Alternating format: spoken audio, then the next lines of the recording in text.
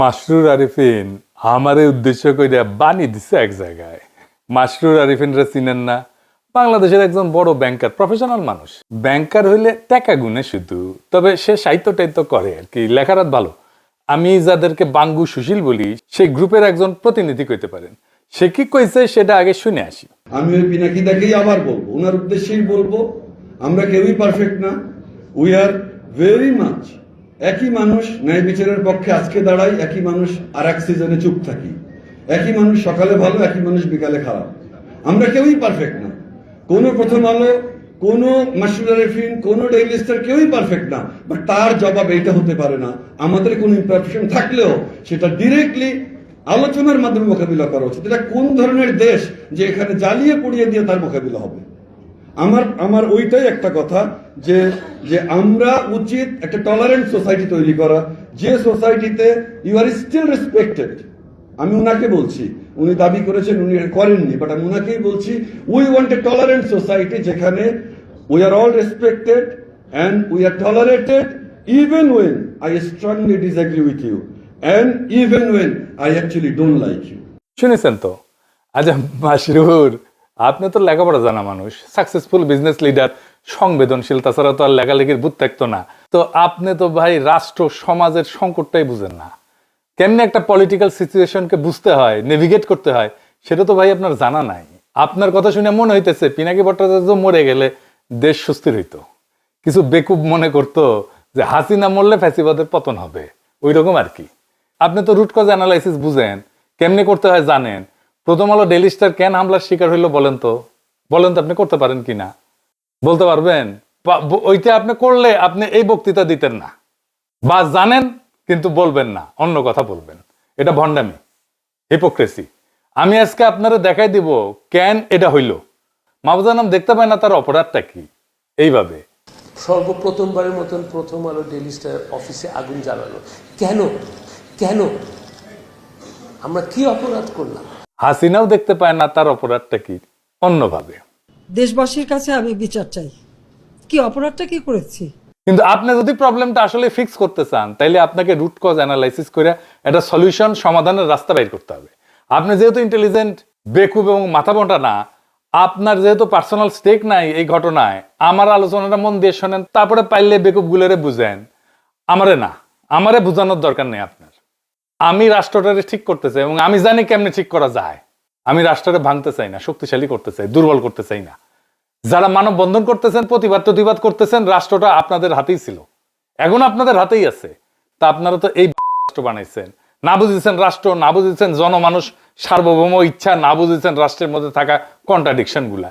আপনারা তো সত্যিকার অর্থে রাষ্ট্র বানানোর চেষ্টায় নাই, কারণ আপনারা কেউ, আমি দায়িত্ব নিয়ে বলতেছি, কেউ না, যারা এলিট আছেন রাষ্ট্রটা বুঝেন না। কিছু মনে করেন না, এটাই সত্য। আসেন আজকে একটা একটা করে বুঝাই দিই, এই বিষয়ে কিছু জিনিস বুঝাই দিই। আমি আশা করি ছাত্রদের, তরুণদের, রাজনৈতিক দলের নেতারাও শুনবে আর বুঝার চেষ্টা করবে, আর আমার দর্শকেরা তো বুঝবেনি। আসেন আল্লাহর নামে শুরু করি। প্রথম আলো ডেইলি স্টারের অপরাধটা কি সেটা আমরা শহীদ হাদির বক্তব্য শুই না, তারপরে আলাপে ঢুকবো। আগে শোনেন হাদির বক্তব্য। প্রথম আলো কথাটা বলা খুব ক্রাইসিস আমাদের জন্য। এরপর এটুকুন বলি, দেখেন আমরা অনেকে প্রথম আলোকে শুধু একটা পত্রিকা মনে করি, এইটা আমাদের দেখবার ভুল। প্রথম আলো হলো বাংলাদেশে এমন একটি প্রতিষ্ঠান, এমন একটি এজেন্সি, যে একটা প্যারালাল রাষ্ট্র। আবার বলছি, প্রথম আলো একটা প্যারালাল রাষ্ট্র। এই কারণে একটা রাষ্ট্রের যেরকম অনেকগুলো উইং থাকে, যে উইং গুলো তাকে ফাংশন করে, প্রথম আলোর এমন কোনো উইং নাই যে উইং সে মেনটেন করে না। পত্রিকা এটা তার একটা ভার্সন, কিন্তু আপনি দেখেন না, এই পুরো গত 15-17 বছরে ফ্যাসিবাদের বয়ান নির্মাণে সব থেকে যে ন্যারেটিভ নির্মাণে যে সাহায্য করেছে এলিট ওয়েতে, সেটা প্রথম আলো। 101টা প্রমাণ দিতে পারবো সামনে বসে, এখন আমাকে সময় দিলে একদম তার কোটা আমার ফোনে আছে, আমার ফোনে সব, যে সে কি রিপোর্ট করেছে সবগুলো আছে। কিন্তু আপনি ভাবেন, হওয়ার কথা ছিল কি, এখন তো সে ভয়ে থাকার কথা, অ্যাটলিস্ট সে তার এই যে ফ্যাসিবাদের সে নির্মাণ। আপনি ভাবেন, তারা খালেদা জিয়াকে নিয়ে নিউজ করেছে, এই আজকেও দেখলাম যে বসুন্ধরার কাছে খালেদা জিয়ার কনসেন্ট নিয়ে 100 কোটি টাকা চেয়েছে তারেক রহমান, হেডলাইন। এখন এই যে বিএনপিকে ভিলেনাইজ করে তোলা, এইটা কি আসলে বিএনপি করেছে? অথবা বিএনপি এটার বিরুদ্ধে মামলা করেছে? মামলা কিন্তু করে নাই। এখন এরকম একটা তো কথা আমি আপনাকে শুধু কেন বললাম, আপনি প্রথম আলোকে বুঝতে হলে, আমি অনেক আগে একটা টকশোতে একটা শব্দ ব্যবহার করেছিলাম, আজকে আবার বলি, এটা হলো প্রথম আলো সিনড্রোম। প্রথম আলো সিনড্রোম হলো, আপনি ভাবেন, সে সরকার পড়ে যাবার পরে গত 2 বছর আগে সম্ভবত, আর 21 বা 22-এ প্রথম আলো তার প্রথম পেজে শেখ হাসিনার জন্মদিন উপলক্ষে, যদিও ওটা স্পন্সার ছিল, সম্ভবত বিজ্ঞাপন ছিল, তার জন্মদিনের শুভেচ্ছা চেপেছে 1 পৃষ্ঠা জুড়ে। এইটা কি কোনোদিন আপনি বুঝাতে পারবেন? এটা যদি খালেদা জিয়ার হইতো, তো এটা সে ছাপতো? এটা তার একটা ব্যাখ্যা দাঁড় করায়, এটা নিয়ে আমরা কথা বলবো না। দেখেন, সে কি ছাপবে কি ছাপবে না, সে কাকে ভালো বলবে কাকে ভালো বলবে বলবে না, এইটা নিয়ে আমাদের কোনো কথা থাকতে পারে না। কারণ প্রত্যেকটা মিডিয়া এজেন্সি নিজস্ব ন্যারেটিভ থাকে এবং তার স্বাধীনতা আছে, কিন্তু তার যেটা স্বাধীনতা নাই, একজন নিরপরাধী মানুষকে জঙ্গি বলে তার জীবনকে শেষ করে দেয়ার। তার স্বাধীনতা নাই যে যে অপরাধ করে নাই, সেই অপরাধ হিসেবে তাকে ন্যারেটিভ নির্মাণ করে তাকে অপরাধী হিসেবে জীবন ধ্বংস করে দেয়ার। প্রথম আলো কোন নিউজ কাভার করবে, কোন নিউজ কাভার করবে না, এটা নিয়ে আমার কোনো কথা বলার থাকতে পারে না, কারণ এটা তার প্রাইভেট পলিসি, যে তার পলিসি নিজের মতো নির্মাণ করবে। কিন্তু আমার কথা হলো, যে জঙ্গিবাদে সংশ্লিষ্ট ছিল না, আপনি তাকে জঙ্গি বলে বলে বলে বলে বলে বলে একটা ঘটনা আজকে বলি, এখানে আমি শেষ করি শুধু একটা। আমাকে গতকালকে শাপলা চত্বরে শহীদ হয়েছেন বুয়েটের শিক্ষার্থী রিহান, তাকে নিয়ে পরশু বুয়েটের সিএসসি ডিপার্টমেন্টে শোক সভা এবং দোয়া মাহফিল হয়েছে, সেখানে আমি ছিলাম। তার বোন এখন নর্থ সাউথের টিচার। আমাকে তার বোন গতকাল রাতে 2টো লিঙ্ক পাঠিয়েছেন প্রথম আলো। সেটা হলো 2013-তে শাপলা চত্বরে যে শহীদ রেহান মারা গেলেন, মানে শহীদ হলেন, তাকে হত্যা করা হলো, সেই সময় প্রথম আলো কি নিউজ করেছে সেই লিঙ্কটা। আর গতকালকে তার মা এবং তার বোন ইন্টারন্যাশনাল যে নতুন ট্রাইব্যুনাল গঠিত হয়েছে এই করার জন্য, সেখানে তারা নালিশ নিয়ে গেছে এইটার বিচারের জন্য, সেইটাও তারা নিউজ করেছে। দেখেন, রেহানের মা বলছে বক্তব্যে, যেটা সকল টিভিতে এসেছে, আমাদের কাছেও আছে, রেহানের মা বলছে, আমার ছেলে 5 তারিখের আগে যে আন্দোলন হয়েছে হেফাজতের, সেইটার প্রতি সংহতি জানাতে গিয়ে সে আগেও গিয়েছে, তাকে রামদা দিয়ে কোপ দেওয়া হয়েছে, সেই জখম হাত নিয়ে সে বুয়েটে এসেছে, তার বন্ধুরা বলেছে। 5 তারিখ এই জনতার আন্দোলনে অংশগ্রহণ করতে গিয়ে তারপরে সে আবার হত্যাকাণ্ডের শিকার হয়েছে। একবারও সে বলে নাই যে আমার ছেলে এই আন্দোলন দেখতে গিয়েছিল, সে অ্যাডভেঞ্চারাস ছিল, সে মারামারি দেখতে গিয়েছিল, তারপরে মারা গিয়েছিল। সে বলেছে আমার ছেলে এই আন্দোলনের প্রথম থেকে ছিল, তারপরে সে আবার আন্দোলনে গেছে এবং সে শহীদ হয়েছে। 2013 তারিখের 6 মে প্রথম আলো নিউজ করেছে, যেহেতু এটা বুয়েটের ব্যাপার, এটা যদি লেখে বুয়েটের কেউ আন্দোলনে শরিক হয়, তাহলে খুবই এলিটপনা নষ্ট হয়ে যায়, সুশীলপনা শাহবাগীপনা। প্রথম আলো নিউজ করেছে, তার মা নাকি বলেছে যে আমার ছেলে খুবই অ্যাডভেঞ্চার প্রিয়, তাই সে সেখানে দেখতে গেছে যে ওখানে মারামারিটা কি হচ্ছে, এরপরে সে গুলি লেগে নিহত হয়েছে। অথচ রেহানের মা সেদিনও বলেছে আমার ছেলে অ্যাডভেঞ্চার প্রিয়, কিন্তু আমার ছেলে সেটা দেখতে চায় না, আমার ছেলে সে আন্দোলনে গেছে এবং সে শহীদ হয়েছে। আপনি ভাবেন, তাহলে সেই নেগেটিভ তার মায়ের বক্তব্য যে সে মিথ্যা প্রোট করেছে, সে কি সরি বলেছে, সে কি ক্ষমা চেয়েছে? শুনলেন তো, এই কম বয়সী ছেলেটা কি ক্ল্যারিটি নিয়ে, কি পরিচ্ছন্নতা নিয়ে, কি স্বচ্ছতা নিয়ে কথাগুলো বলতেছিল। আমি জানি বক্তব্যের পরেও আপনারা সুশীলেরা আপনারা এটা বুঝবেন না যে প্রথম আলোর অপরাধটা কি। আরো খুলে বলি, ভালো হয়েছে সবাই আমার পাঠক দর্শকেরা ছাত্ররা এইটা খুঁটিনাটি বুঝতে পারবে, তাতে এই এলিটদের ভণ্ডামিটাও পাশাপাশি বুঝে যাবে। একটা কার্যকর রাষ্ট্র, একটা সমাজ গড়তে প্রথমে কোন জিনিসটা লাগবে বলেন তো? একটা জিনিস লাগবেই, ওইটা ছাড়া আপনি সমাজ বা রাষ্ট্র গড়তে পারবেন না, গড়লেও টিকাইতে পারবেন না, পারবেনই না। আপনি যত মানব বন্ধন করেন, যত দমন পীড়ন করেন, যত সুশীল কথা বলেন, যত দার্শনিক কথা বলেন, যত লেখাপড়া করেন, যত সমৃদ্ধি আনেন, আপনি রাষ্ট্র করতে পারবেন না। সেটা কি কি না থাকলে রাষ্ট্র করা যাবে না, সেটা হইতেছে ইনসাফ। ইনসাফ, ন্যায়ের ধারণা। সমাজ বা রাষ্ট্র যদি ইনসাফ কায়েম করতে না পারে, সে সমাজ টিকে না, সে রাষ্ট্র টিকে না। তাহলে ইনসাফ কায়েম হয় কিভাবে সমাজে বা রাষ্ট্রে? প্রথমত হইতেছে যে সমস্ত ইনস্টিটিউশন আছে, যেমন আদালত, আইন, রাষ্ট্র, সংসদ। এখন বলেন আপনি এই আদালতে, বাংলাদেশের আদালতে আপনি জাস্টিস পান, ন্যায় বিচার পান? পাইলে তো খালেদা জিয়াকে জেলে যেতে হয় না, তাই না? এই আদালত, আইন, রাষ্ট্রের ইনস্টিটিউট পৃথিবীর কোন দেশেই ইনসাফ কায়েম করতে পারে না। কেন পারে না জানেন? অনেকগুলো কারণ আছে, তার মধ্যে একটা বড় কারণ হইতেছে মানুষের সেন্স অফ জাস্টিস বা মানুষের ন্যায়ের ধারণা, ইনসাফের ধারণা, এটা বলে একটা জিনিস থাকে। এই যে পিপলের জাজমেন্ট আর লিগাল জাজমেন্ট, এই সিস্টেম, এই দুইটা অনেক সময় দুই প্রান্তে থাকে। আমি একটা উদাহরণ দিয়ে বুঝাই। আমাদের যৌবনকালে একটা বিটিভিতে খুব জনপ্রিয় সিরিয়াল ছিল, কোথাও কেউ নেই। হুমায়ুন আহমেদের লেখা, আসাদুজ্জামান নূর আর শোভানা মোস্তফা অভিনয় করেছিল। আসাদুজ্জামান নূর একজন মাস্তান, পাড়ার মাস্তান, সংবেদনশীল মাস্তান, 70 দশকে যেমন থাকতো আর কি। তার একটা মিথ্যা খুনের মামলায় ফাঁসায় দেওয়া হয়। একটা অংশ দেখেন। যদিও দুই অভিনেতা অভিনেত্রী আওয়ামী ফ্যাসিবাদের পান্ডা, কালচারাল ফ্যাসিস্ট, তাও দেখেন। এসব ছেড়ে দিতে পারেন না? অনেক তো করলেন।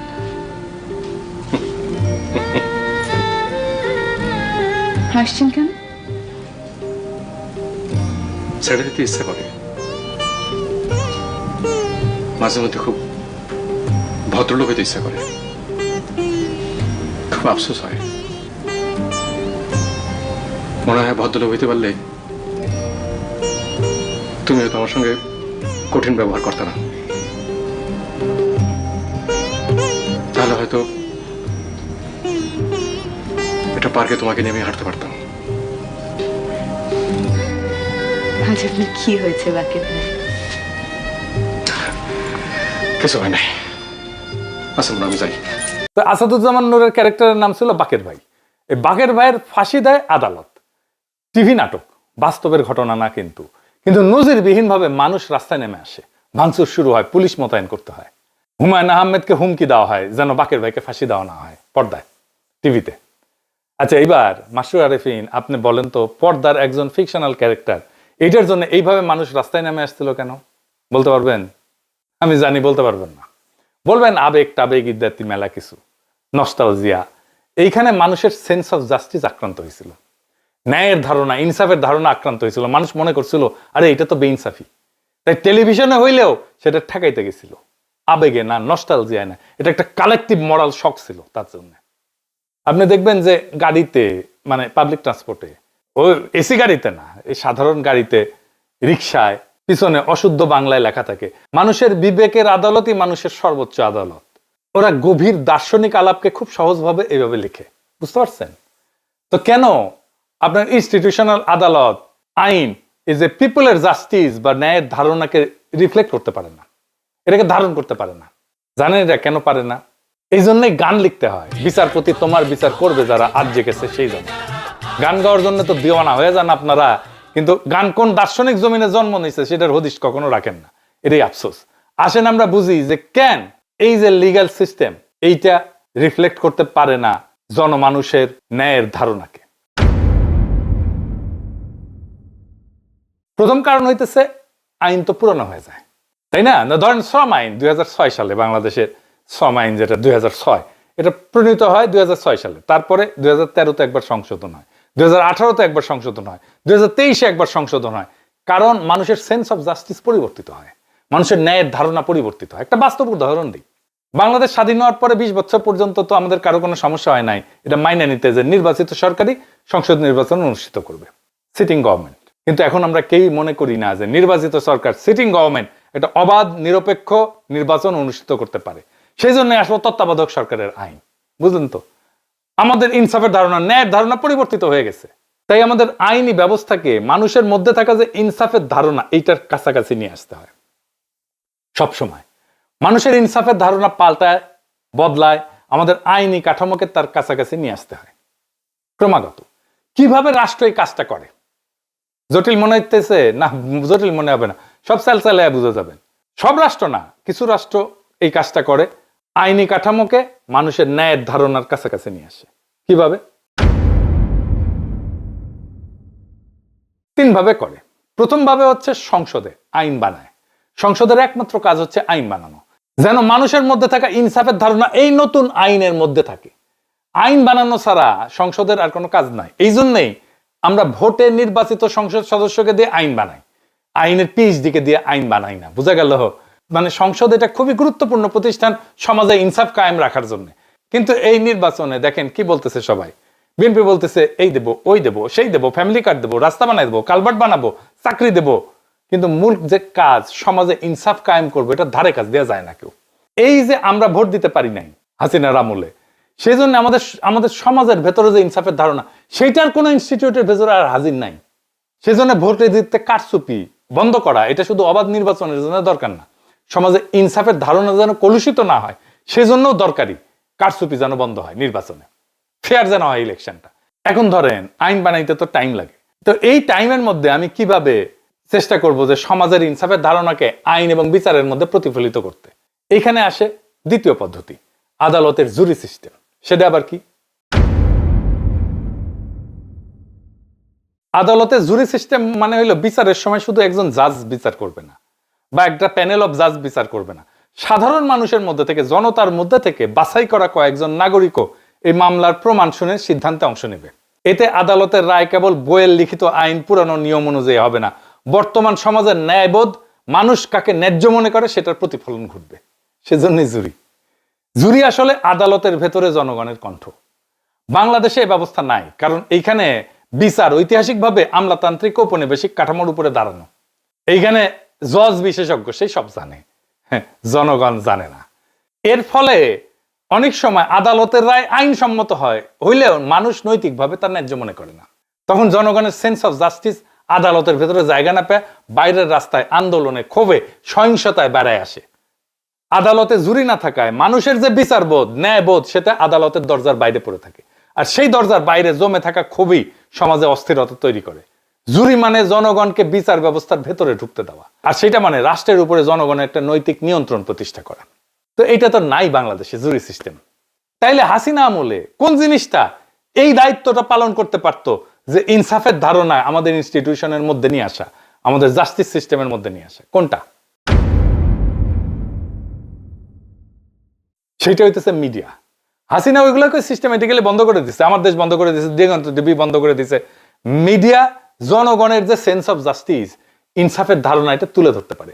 কারণ দার্শনিকভাবে মিডিয়াই সেই জনপরিসর যেখানে আইন না, নৈতিক বৈধতা গঠিত হয়, সত্য তৈরি হয়, ন্যারেটিভ তৈরি হয়। আর মিডিয়া যদি এই দায়িত্ব ছেড়ে দিয়ে কেবল ক্ষমতার ভাষা অনুবাদ করে, তাইলে জনগণের সেন্স অফ জাস্টিস বা ইনসাফের ধারণা আদালতে বা সংসদে না, রাস্তায়, ক্ষোভে, সহিংসতায় প্রকাশ পায়। ইতিহাসে বারবার দেখা গেছে মিডিয়া নীরব হলে ন্যায় বিচার শব্দ হারায়, আর শব্দ হারাইলে মানুষ তখন শরীর দিয়ে কথা বলতে চায়। ফরাসি দার্শনিক এতিয়ান বালিভার উনি বলছেন যে counter violence born from exclusion. আপনি যখন আমার কণ্ঠস্বরকে থামাই দিবেন, বন্ধ করে দিবেন, তখন এটা ভায়োলেন্স হিসেবে বাড়ায় আসে, সহিংসতা হিসাবে বাড়ায় আসে। ওই যে হাদি বলছে না শহীদের মায়ের কথা, এটা শুধু চাপাই দেয় নাই প্রথম আলো, সে তার বক্তব্যকে বিকৃত করছে। আবার দেখেন ওই অংশটা, রিতা সাহেব। আমাকে গতকালকে শাপলা চত্বরে শহীদ হয়েছেন বুয়েটের শিক্ষার্থী রিহান, তাকে নিয়ে পরশু বুয়েটের সিএসসি ডিপার্টমেন্টে শোক সভা এবং দোয়া মাহফিল হয়েছে, সেখানে আমি ছিলাম। তার বোন এখন নর্থ সাউথের টিচার। আমাকে তার বোন গতকাল রাতে দুটো লিঙ্ক পাঠিয়েছেন প্রথম আলো। সেটা হলো 2013-তে শাপলা চত্বরে যে শহীদ রেহান মারা গেলেন, মানে শহীদ হলেন, তাকে হত্যা করা হলো, সেই সময় প্রথম আলো কি নিউজ করেছে সেই লিঙ্কটা। আর গতকালকে তার মা এবং তার বোন ইন্টারন্যাশনাল যে নতুন ট্রাইব্যুনাল গঠিত হয়েছে এই করার জন্য, সেখানে তারা নালিশ নিয়ে গেছে এইটার বিচারের জন্য, সেইটাও তারা নিউজ করেছে। দেখেন রেহানের মা বলছে বক্তব্যে, যেটা সকল টিভিতে এসেছে, আমাদের কাছেও আছে, রেহানের মা বলছে আমার ছেলে 5 তারিখের আগে যে আন্দোলন হয়েছে হেফাজতের, সেইটার প্রতি সংহতি জানাতে গিয়ে সে আগেও গিয়েছে, তাকে রামদা দিয়ে কোপ দেওয়া হয়েছে, সেই জখম হাত নিয়ে সে বুয়েটে এসেছে। তার বন্ধুরা বলেছে 5 তারিখ এই জনতার আন্দোলনে অংশগ্রহণ করতে গিয়ে তারপরে সে আবার হত্যাকাণ্ডের শিকার হয়েছে। একবারও সে বলে নাই যে আমার ছেলে এই আন্দোলন দেখতে গিয়েছিল, সে অ্যাডভেঞ্চারাস ছিল, সে মারামারি দেখতে গিয়েছিল, তারপরে মারা গিয়েছিল। সে বলেছে আমার ছেলে এই আন্দোলনের প্রথম থেকে ছিল, তারপরে সে আবার আন্দোলনে গেছে এবং সে শহীদ হয়েছে। 2013 তারিখের 6 মে প্রথম আলো নিউজ করেছে, যেহেতু এটা বুয়েটের ব্যাপার, এটা যদি লেখে বুয়েটের কেউ আন্দোলনে শরিক হয় তাহলে খুবই এলিটপনা নষ্ট হয়ে যায়, সুশীলপনা, শাহবাগীপনা। প্রথম আলো নিউজ করেছে তার মা নাকি বলেছে যে আমার ছেলে খুবই অ্যাডভেঞ্চার প্রিয়, তাই সে সেখানে দেখতে গেছে যে ওখানে মারামারিটা কি হচ্ছে, এরপরে সে গুলি লেগে নিহত হয়েছে। অথচ রেহানের মা সেদিনও বলেছে আমার ছেলে অ্যাডভেঞ্চার প্রিয়, কিন্তু আমার ছেলে সেটা দেখতে চায় না, আমার ছেলে সে আন্দোলনে গেছে এবং সে শহীদ হয়েছে। আপনি ভাবেন তাহলে সেই নেগেটিভ তার মায়ের বক্তব্য যে সে মিথ্যা রিপোর্ট করেছে, সে কি সরি বলেছে, সে কি ক্ষমা চেয়েছে? শুধু কি তাই, আমরা হাদির কাছ থেকে শুনি যারা হাসিনার ফ্যাসিবাদের বৈধতা তৈরি করছিল তাদের প্রথম আলো কিভাবে রক্ষা করতে আসছিল। দেখেন, ইসলামী ব্যাংক দখলের ন্যারেটিভ কে নির্মাণ করেছে জঙ্গি ব্যাংকিং বলে, যে জঙ্গি অর্থায়ন হয় ইসলামী ব্যাংক থেকে, তা আওয়ামী লীগ তো তারপর গত আরো 10 বছর ক্ষমতায় ছিল, তারপরও তো এর মধ্যে ইসলামী ব্যাংক কয় জায়গায় জঙ্গি অর্থায়ন করছে তার তো প্রমাণ নিশ্চয়ই তার কাছে থাকার কথা। যেহেতু নাই, তাইলে আপনি আবুল বারাকাতের কোনো বিচার করছেন যে সে এই যে যুগলবন্দি কলাম লেখা লেখা ইসলামী ব্যাংকে ধ্বংস করতে দিল? কই, বরং কি হইল, আবুল বারাকাতের আমলে কি সুশীল, অথচ তার সময় কত টাকা জনতা ব্যাংক থেকে বেহাত হয়েছে আওয়ামী লীগের কাছে। আপনি যখন ঘৃণা ভরে তার বিরুদ্ধে মামলা করবেন কেন? যদি হাসিনা প্রধানমন্ত্রী থাকার কারণে হাসিনার র্যাবের প্রধান গুলি করে মানুষ মারলে তার যদি দায়ভার হাসিনার উপর যায়, তাহলে জনতা ব্যাংকের চেয়ারম্যান থাকার পর জনতা ব্যাংক থেকে যে হাজার হাজার কোটি টাকা পাচার হয়েছে তার দায় আবুল বারাকাতের উপরে যাবে না? না, সেটা আবার যাবে না। এই হলো বঙ্গবুদ্ধিজীবিতা। বরং তারে যখন সেইটার জন্য অ্যারেস্ট করা হবে তখন প্রথম আলোতে যুগলবন্দি কলম আসবে, আমরা একজন শিক্ষকের এইরকম অবমাননা দেখতে চাই না। অথচ এই শিক্ষক অর্থ পাচারকারী শুধু না, ব্যাংক লুটেরাদের ন্যারেটিভ নির্মাণ করছে। এরকম তো 50 জনের নাম বলতে পারবো। তাদের ব্যাপারে আমাদের ডকুমেন্টেশন কই? তো বাংলাদেশের জনগণের ভোটের অধিকার নাই, কথা বলার অধিকার নাই, জুরি সিস্টেম নাই, কিন্তু মিডিয়া সেই ফাংশনটা নিতে পারতো, নেয় নাই। শুধু যে নেয় নাই তাই না, তারা ফ্যাসিবাদের পক্ষে দাঁড়াইছে। হাসিনার বিরোধী মত দমনের অন্যতম হাতিয়ার জঙ্গি ন্যারেটিভ, এটা কারা বানাইছে? প্রথম আলো বানাইছে। কত নিরীহ মানুষকে ক্রস ফায়ারে দিছে, আয়না ঘরে নিছে, বাড়ির মধ্যে ঢুকাই বাইরে থেকে সিটকানি লাগাই দিয়ে উড়াই দিছে বাড়ি বোমা দিয়ে। কোনো হিসাব আছে? কত মানুষ এমন আর্টিকেল ছাপাইছে যে একজন রিলিজিয়াস মুসলিম যে প্র্যাকটিসের মধ্যে দিয়া, জীবন চর্চার মধ্যে দিয়া যায়, সেটারে জঙ্গি বলে তকমা দিছে। আপনার সন্তান জঙ্গি হচ্ছে না তো? পরে দেখেন, আপনি দেখবেন একজন রিলিজিয়াস মুসলিম যা যা প্র্যাকটিস করে সেটাকে জঙ্গি হিসেবে ট্যাগ দিছে এখানে। সাহেব দেখেন, জঙ্গি হিসেবে তাদের কত কত কতগুলো লেখা লিখছে, কত দেখেন, একটার পর একটা দেখান। দেখাইতে গেলে আজকের এপিসোড আর শেষ হবে না। তাই জাস্টিস সিস্টেম বা আইন আদালত আর জনগণের সেন্স অফ জাস্টিস, এই দুইটার মধ্যে দেয়া নেয়া বা সার্কুলেশন বন্ধ হইলে জনরোষ জন্মায়। এই জনরোষ সিস্টেম ফেলিওরের বাই প্রোডাক্ট। জনগণ বিশৃঙ্খলা করতে চায় না, জনগণের এজেন্ডা না এটা, সে শান্তি চায়। বিশৃঙ্খলা আসে যখন তার এজেন্ডায়, তার কথায় কেউ কর্ণপাত করে না। বিপ্লবের পরে প্রথম আলোতে গিয়া ছাত্র উপদেষ্টারা বই প্রকাশ করলো, প্রোগ্রাম করলো, জনগণ বিস্ময়ের সাথে লক্ষ্য করলো যাদের এই ফ্যাসিবাদ কায়েমের জন্য জেলে নেওয়া দরকার ছিল, জবাবদিহিতার মধ্যে আনার দরকার ছিল, তারাই ম্যানেজ করে ফেললো বিপ্লবের মধ্যে থেকে তৈরি হওয়া ক্ষমতাকে। কি তামাশা! 1971-এর ক্ষত যেমন মেরামত করতে হবে, ঠিক একইভাবে হাসিনার দীর্ঘ শাসন আর 24-এর ক্ষত নিরাময় করতে হবে। এইটা যে ক্ষত, সেটাই তো স্বীকার করে না। প্রথম আলো ডেইলি স্টার জিন্দেগিতে ক্ষমা চাইছে যে আমরা 111 করছি, বিদেশি 2 রাষ্ট্রের সাথে গুটু কইরা। এটা তো রাষ্ট্রদ্রোহ। রাষ্ট্রদ্রোহ ইন্ডিয়া আর আমেরিকার সাথে গুটু কইরা 111 করছে, তার সাথে আর্মি। প্রথম আলো ডেইলি স্টার করছে, কোনোদিন মাপ চাইছে? মাপ চাই নাই। কোনোদিন বলছে যে আমরা হাসিনা শাসনের বৈধতা উৎপাদন করছি? প্রফেসর ইউনূস মিডিয়া সংস্কারের কমিশনের প্রধান যারা বানাইলেন, সেই প্রথম আলোর সাথে সংশ্লিষ্ট। আপনারা মাইরা পিটায় ঠান্ডা করে দিতে পারবেন হয়তো, সাময়িক। এই ক্ষোভ ছাইচাপা আগুনের মতো থাকবে। এখন আমরা কইতে পারেন সলিউশন কি? আমি সলিউশন কয়ে দেব না, প্রচুর সলিউশন কইছি, কেউ কানে নেয় না কথা। আমার সলিউশন আপনি নিবেনও না। নিজেকে আগে প্রশ্ন করেন, প্রশ্ন করে দেখেন আপনি আসলে এই অবস্থার অবসান চান কিনা। অবসান চাইলে আগের কোনো সিস্টেম এটা সলভ করতে পারবেন না। আপনারা অনেক কিছু করতে পারবেন, কিন্তু এটা ভুলেন না আন্তর্জাতিক মিডিয়া আপনাদের প্রো ইন্ডিয়া বলে। এইটা সাহেব দেখা দেন কোথায় প্রো ইন্ডিয়া লিখেছে। আমি এটা বুঝি না কেন প্রথম আলো ডেইলি স্টারের মালিক পক্ষ মাহফুজা নাম আর মতিউর রহমানের কর্তৃত্বের উপরে, তাদের উইজডমের উপরে ভরসা করতেছে। এই জন্যই পাবলিক ওয়াচ লাগে। এটা যদি শেয়ার মার্কেটে শেয়ার টেয়ার থাকলো না, শেয়ার হোল্ডাররা ক্যাক করে ধরলো না।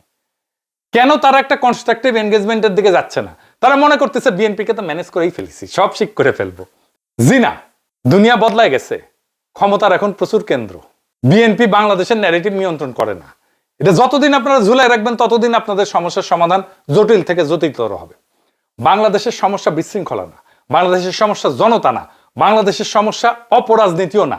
বাংলাদেশের সমস্যা হলো রাষ্ট্র এবং জনগণের ন্যায়বোধের মধ্যে সার্কুলেশন বন্ধ হয়ে যাওয়া। যে রাষ্ট্র জনগণের ইনসাফের ধারণাকে আইনে ঢুকতে দেয় না, আদালতে শুনতে দেয় না, ভোটে আপডেট হইতে দেয় না, আর মিডিয়ায় উচ্চারিত হইতে দেয় না, সেই রাষ্ট্র একদিন আবিষ্কার করে মানুষ আইন দিয়া কথা বলে না, মানুষ তখন শরীর দিয়া কথা বলে। এই জন্যেই রাস্তায় আগুন লাগে, এই জন্যেই জনরোষ জন্মায়, এই জন্যেই সুশীল ভদ্র বিশ্লেষণ, পুতু পুতু কথা, এগুলো কোনোটাই কাজে লাগে না। কারণ জনগণের জন্য তো জনরোষ কোনো এজেন্ডা না, এটা সিস্টেম ফেলিওরের বাই প্রোডাক্ট। আপনারা যারা মনে করেন কিছু মানুষকে চুপ করাইলে, কিছু মানুষকে মেরে ফেললে হাদির মতো, কিছু নেতা সরাই দিলে, কিছু ক্ষমতার সাথে সিস্টেম করে ঘুটু করে আসলে রাষ্ট্র সুস্থ হবে, সুস্থির হবে, আপনারা ভুল জায়গায় চিকিৎসা করতেছেন। রোগটা তো ব্যক্তির না, রোগটা মতেরও না, রোগটা দলেরও না, রোগটা হলো রাষ্ট্র জনগণের বিচারবোধকে, ন্যায়বোধকে রাষ্ট্রের ভিতরে ঢুকতে দেয় না। আর যে রাষ্ট্রে ইনসাফ কায়েম করতে পারে না, সে রাষ্ট্র যত উন্নয়ন করুক, যত সমৃদ্ধি করুক, যত মানব বন্ধন করুক, যত সুশীলতা দেখাক, সেটা টিকবে না। যত শক্তি দেখাক, টিকবে না। এটা হুমকি না, এটা ভবিষ্যৎবাণীও না, এটা ইতিহাসের নিয়ম। এখন প্রশ্ন একটাই, আপনারা কি সত্যি এই অবস্থার অবসান চান, নাকি শুধু আগুন নিবায় দমন পীড়ন কইরা, কিছু গ্রেপ্তার টেপ্তার কইরা, ভয় টয় দেখায়া আগুনের আসল কারণটা আগলায় রাখতে চান? যদি মনে করেন যে এটার চূড়ান্ত ফয়সালা করতে হবে, তাহলে ইনসাফকে প্রতিষ্ঠা করতে হবে, সবকিছু ঠিক হয়ে যাবে। লিখে রাখতে পারেন, সেই ইনসাফ প্রতিষ্ঠার লড়াইয়ে বাংলাদেশ আছে, সেইটার সাথে সামিল হন, সব ঠিক হয়ে যাবে ইনশাল্লাহ। ইনকিলাব জিন্দাবাদ।